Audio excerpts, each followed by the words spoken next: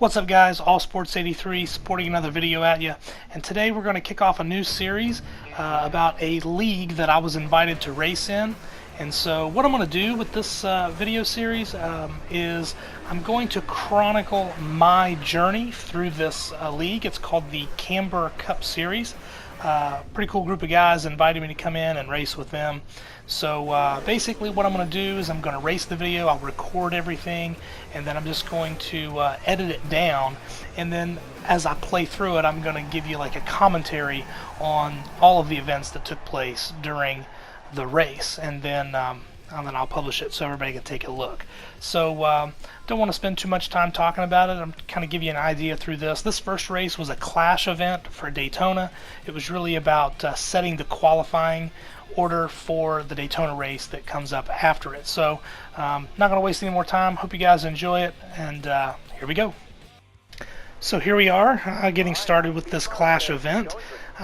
Starting order was determined by who could get in the lobby. It wasn't a big deal. I started 10th of 11, so you know, it's Daytona, so you know you can really get through the field, use the draft to your advantage. The starting position really doesn't make too much of a difference here as long as you can manipulate the racing.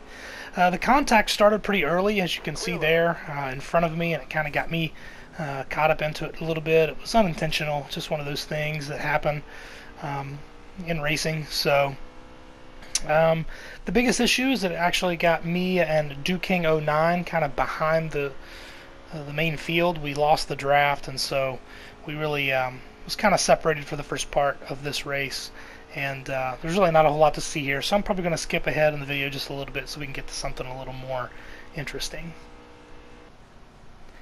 Alright, so a caution did come out. I think it was like on lap 3 or 4 or something, so obviously everybody's going to come down pit road and try to make adjustments and things, and so I'm going to restart in 11th, and this time I don't think I lose the draft. I'm trying to remember. We'll just watch it, and I will try to clue you in on all the things that's going on. I think I did miss a shift, and I think it took a second for me and DuKing to kind of get our rhythm going.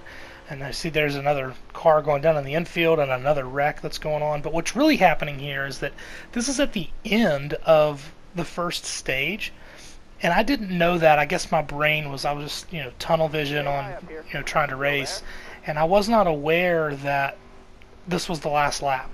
And so I was letting this 8 car of Walking Avenger around me, not knowing that we were still racing, and so I kind of gave up a position there. I could have easily gone around him because he was still getting back up to speed from wrecking, but give up a position there, but it's still early. We'll see what happens. Obviously pit stops will start stage 2 here, and we'll just see what happens as we keep moving here. One thing that's important to note is that damage is on in this league, so you have to be very careful, especially at a restrictor plate track or a super speedway where, you know, damage can make such a big difference. You see some guys trying to get out of each other's way there. A little bit of contact, it's all it takes for craziness to take place. So you know, guys were trying to do everything they could not to run into other guys and cause a lot of damage to their car, because it would really hurt your chances and made your pit stops a lot longer. So it was kind of a disadvantage. You don't want to start at the back and try to have to work your way through the front all the time. So, you know, we were really trying to be cautious and not cause too much damage to our vehicle. You can see again, it doesn't take much. That 19 car got a little tap, and it was he couldn't hang on to it. So it's just a very difficult thing to do at these restrictor plate tracks. So me, I kind of got down into the 2 car there. It's kind of on me. Sometimes it's a little harder to hold the higher line. Your base of reference isn't quite as good. If you're on the bottom, you can just kind of hold right around that yellow line. It's a point of reference for your eyes. But when you're on the high line, you know, you got a car underneath you, and that car is not a perfect point of reference. It's kind of moving and bobbing a little bit. So you're really just trying to hold that high line without getting into them. So, but as you can see here, the draft is really important. 1 car gets out of the draft and he just fades straight to the back. We've seen that a couple of times already in this video. So So the key is really making sure that you can stay behind someone or in front of someone and not get out of the move. There's the 17 car going around. Actually, that's his name is Fluffy, and he was actually drafted by Roush Fenway Racing in the esports draft. So he is in that pro league, which is really cool. So kind of excited to race him and kind of compare what I can do against some of the best. So that's really cool.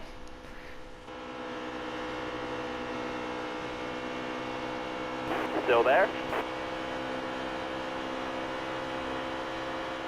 All right, you're clear.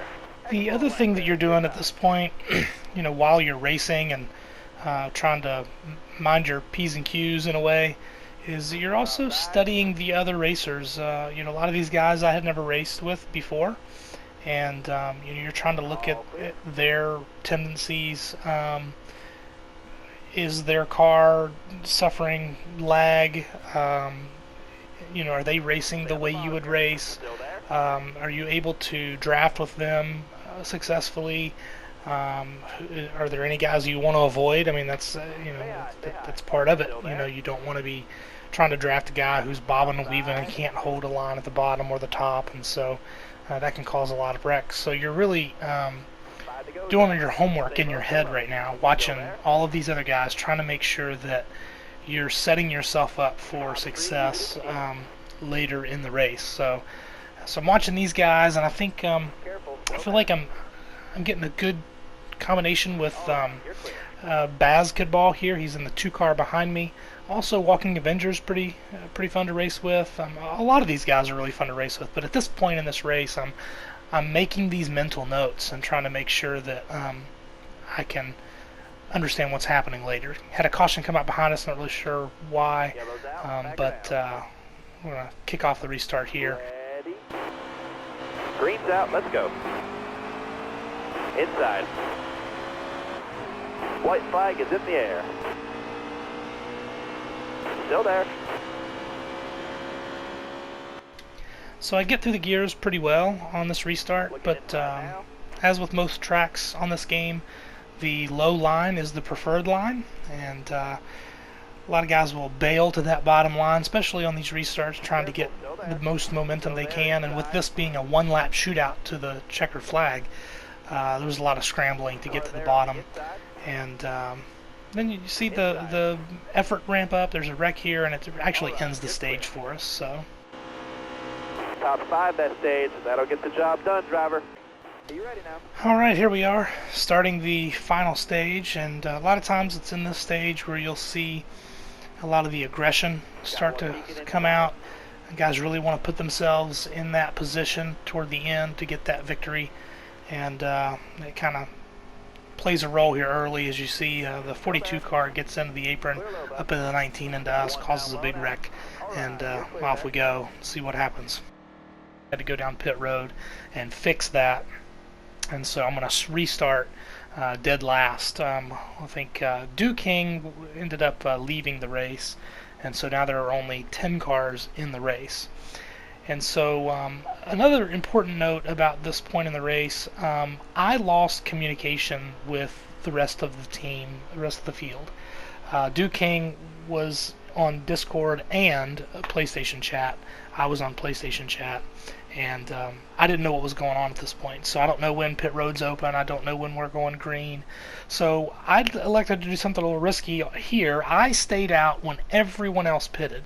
I looked at my fuel mileage. It showed that I was going to be a lap short, but I thought that I could save fuel during the caution lap or caution laps and put myself in a position to be up front. It didn't seem like being in the back was really helpful to me, and so I just went at the start-finish line here. Give a shout out to my guy Jay Harris, who I've raced with in some other leagues. Also in the Go Fast E-Racing League. He is also in this league, and he knew, and he was on Discord and told the other guys that I would go at the start-finish line. So he was able to, through ESP, just tell the guys what I planned on doing as the leader. And so honestly, my plan here, because I couldn't communicate with anyone, is basically just hold the yellow line. There's always going to be a line down there. There's always going to be somebody that's going to want that lower lane. You might have a few guys that want to jump up high and get a run on you, but I thought this is going to be the only way that I can get a good finish with not having comms with the rest of the field, is to just try to get up front through pit strategy and just hold the yellow line the whole time. And I felt like at the very least I could finish with a top 5 on the night. So I'm thinking about how that's going to play out. Right now, I'm feeling pretty confident. I got Jay Harris behind me. We always typically work well together, and so he's kind of an ally out there. And so I felt very confident that we could work together and keep our cars toward the front.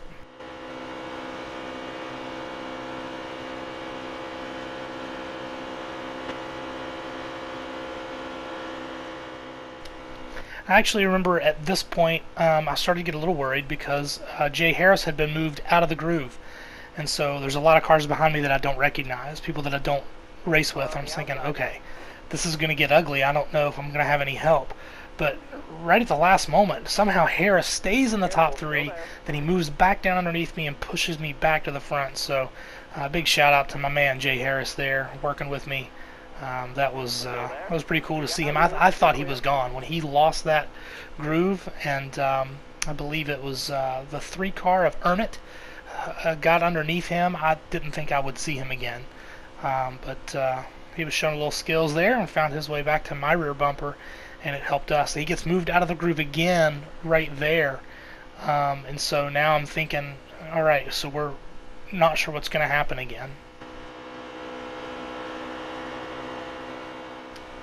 So I'm going to try to return the favor here. They're running side by side, so I move up a lane. So I want to try to give Jay Harris the draft and see if I can pull him back around that low line. The only issue is that once we get to the corner, I have to go back to the bottom to protect my position. I got to stick to my plan of just holding the yellow line without having communication with guys. And so then there's a wreck that takes place behind us, and that's obviously going to bring out the caution. And so now I'm feeling a little better about this caution because it helps me save the fuel that I need. I was a lap short before that, and so now I think I'm right on the fuel run. So we get the restart here. Again, same process. I want to hold that yellow line. This time I've got Buffy Fan 95 on the outside of me. So again, I just want to hold that yellow line.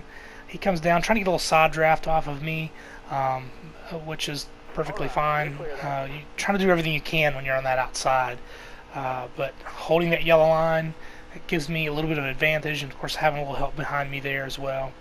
And we're coming down to the stretch here, and I'm trying to hold on to this lead. Now I'm thinking all bets are off. It doesn't really matter who's behind me, if it's Jay Harris, whoever it is. I'm going to have to be thinking about what both lanes are doing and try to make this car as wide as I can, obviously without wrecking people. The backstretch on the last lap is very important. Guys are going to make moves. Right now I've got I think it's Ty Racing in the 14 car behind me. I know at some point he's going to get a run. He's going to try to make a move. I'm thinking he's going to want to do that outside. So I go, and then I move back to the inside really quickly, thinking that he's going to make that move. We do make a little contact, and I did block him. That was a pretty aggressive block, but he never really made it to my left rear quarter panel. So I'm going to say that it was cool. It was okay. Now, had I jumped down with him on my rear quarter panel and turned him, that would not have been cool, but he looked like he was still behind me. But guys, I was able to hold off and win this race. No communications. The plan of holding that yellow line was the way to go without being able to talk to people. And so I was pretty happy about getting the win. It was pretty cool. But hey guys, that's it for this video. I hope you liked this. If you have any questions or comments, you can definitely comment in the comment box down below. But we're definitely going to be throwing some more videos out there for the Daytona 500. And thanks for watching, and see you next time.